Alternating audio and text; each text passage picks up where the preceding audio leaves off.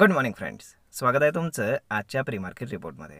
तर मग चला सुरुवात करूयात आजच्या प्री मार्केट रिपोर्टला आणि जाणून घेऊयात की आज आपल्या स्टॉक मार्केटमध्ये काय होऊ शकतं ते. त्याआधी तुम्ही जर चॅनलवर नवीन असाल तर चॅनलला सबस्क्राईब करायला विसरू नका आणि डिस्क्रिप्शनमध्ये लिंक आहे त्यावरती क्लिक करून आपले डीमॅट अकाउंट देखील ओपन करायला विसरू नका. तर मग चला सुरुवात करूयात आजच्या या भागाला. तर मित्रांनो, शुक्रवारी US मार्केट हे तसं थोडंसं पॉझिटिव्हच क्लोज होत होतं, परंतु जसं मार्केट बंद झालं त्यानंतर एक न्यूज आली, ती म्हणजे आता मोस्टली तुम्हा सगळ्यांना माहीतही झाली असेल की मूडीजने USची जी इकॉनॉमी आहे तर तिला डाऊनग्रेड केलं आहे. तर डाऊनग्रेड केल्यामुळे काय झालं, तिथं आफ्टर मार्केट जे पोस्ट ट्रेडिंग चालतं त्याच्यामध्ये सगळे इंडेक्सेस तिथे बऱ्यापैकी थोडेफार डाऊन झाले. त्यानंतर आता जर आपण सकाळ सकाळ USचे जे फ्युचर्स आहेत ते पाहिले तर चांगल्यापैकी डाऊन आहेत. मोस्टली नॅसडॅक 1% जास्त डाऊन आहे. बाकीचेही S&P 500 आणि डाव जोन्सही डाऊनच आहेत. जर आपण US मार्केटसोबतच जर युरोपियन आणि एशियन मार्केट्स पाहिले तर मोस्टली आज ते US मार्केटला फॉलो करताना दिसत आहेत आणि त्यामुळे तेही आपल्याला बऱ्यापैकी डाऊनच दिसत आहेत. परंतु जर आपण गिफ्ट निफ्टी पाहिलं तर गिफ्ट निफ्टी आपल्याला इंडिकेट करते की ऑलमोस्ट फ्लॅट ओपनिंग होईल, म्हणजेच 31-40 पॉईंट फक्त लोअर म्हणजेच रेडमध्ये ओपनिंग होईल. परंतु एक्झॅक्ट मार्केट कुठे ओपन होतं आहे ते पाहणं जास्त गरजेचं आहे.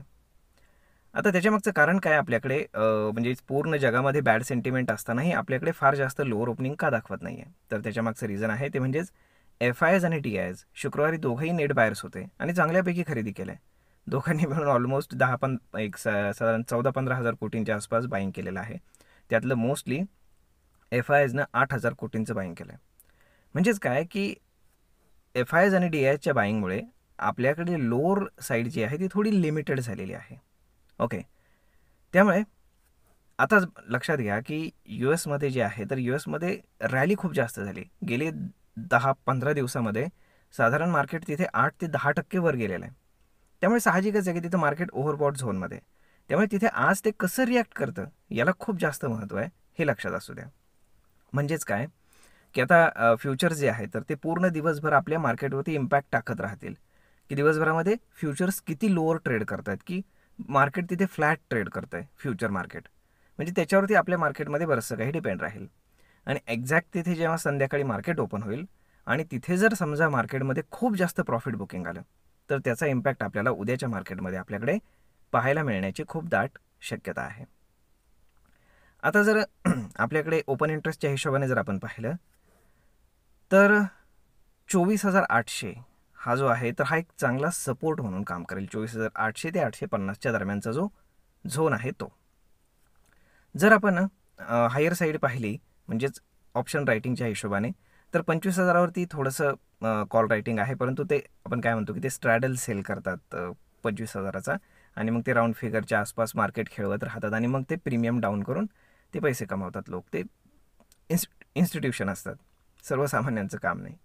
परंतु जर आपण पाहिलं जे आपण काय म्हणतो HNI ट्रेडर्स आहेत तर त्यांनी ज्या पोझिशन घेतलेल्या आहेत तर त्याच्या हिशोबाने जर आपण कॅल्क्युलेशन केलं तर डाऊन साईडला 24,500 24,800 या ठिकाणी खूप जास्त पुट रायटिंग आपल्याला पाहायला मिळतं. त्यातल्या त्यात 24,500ला खूप जास्त, कारण ॲक्च्युअल मार्केटनं तिथनं ब्रेकआउट दिला होता. त्यामुळे जर आपण कॉल रायटिंग पाहिलं तर 25,500 आणि त्याच्या वरच्या ज्या स्ट्राईक्स आहेत तर त्याच्यामध्ये खूप जास्त कॉल रायटिंग आपल्याला पाहायला मिळते.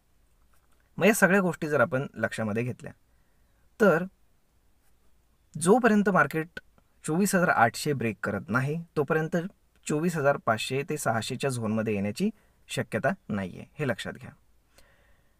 आणि जरी समजा 24,800पर्यंत आज मार्केट आलं किंवा तिथनं बाउन्स बॅक झालं नाही, ओके, आणि असं सपोज करा की US मार्केटही आज पडलं रात्री, तर आपल्याकडे 24,500चा देखील सपोर्ट उपलब्ध आहे, जिथे आपल्याला पुट रायटिंग जास्त प्रमाणात पाहायला मिळते. त्यानंतर ह्या न्यूजचा किती इम्पॅक्ट होतो ते पाहणं जास्त गरजेचं आहे. आणि आपलं मार्केटही थोडंसं आपण म्हणू शकतो की फार कमी वेळेमध्ये जास्त पळाल्यामुळे कन्सॉलिडेशन फार गरजेचं आहे. कारण आपण जर मागचा आठवडा पाहिला तर मार्केट ऑलमोस्ट 1,500 पॉईंटच्या आसपास पळाले, की जेवढं सहजासहजी मार्केट कधीही पळत नसतं, हे लक्षात घ्या. आता जर आपण बाकीच्या गोष्टी पाहिल्या तर सध्या तरी काही टेन्शन घेण्याचं काही कारण नाही आहे. परंतु स्टॉक स्पेसिफिक जर पाहायचं झालं तर आज रिलायन्स, HDFC बँक आणि ICICI बँक यांच्यावरती सकाळ सकाळ लक्ष ठेवणं फार गरजेचं आहे.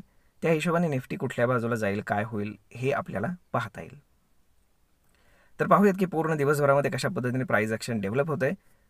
परंतु जे ऑप्शन रायटर्स आहेत तर ते मार्केटमध्ये डॉमिनेट करताना आपल्याला दिसतील मे बी, कारण मार्केटनं खूप जास्त मागच्या काही दिवसांमध्ये ट्रेंड फॉलो केल्यामुळे मोस्टली आता मार्केट जे आहे तर ते कन्सॉलिडेशन झोनमध्ये जाण्याचा प्रयत्न करेल अशी पॉसिबिलिटी आहे. त्यासाठी मग 24,500 24,800 ह्या दोन डाऊन साईडच्या लेवल्स आहेत की जिथे खूप जास्त पुट रायटिंग आहे, आणि हायर साईडला जर पाहिलं तर 25,500 आणि त्याच्यावरती मार्केट जाण्याची पॉसिबिलिटी नाही या आठवड्यासाठी, या गुरुवारपर्यंत. तर मग मित्रांनो, आय होप तुम्हाला हा व्हिडिओ, ही माहिती नक्कीच ट्रेड आणि इन्व्हेस्टमेंट करण्यासाठी उपयोगी पडत असेल. जर हा व्हिडिओ तुम्हाला आवडला असेल तर आपल्या जवळच्या मित्रमंडळींसोबत देखील हा व्हिडिओ तुम्ही शेअर करायला विसरू नका. धन्यवाद.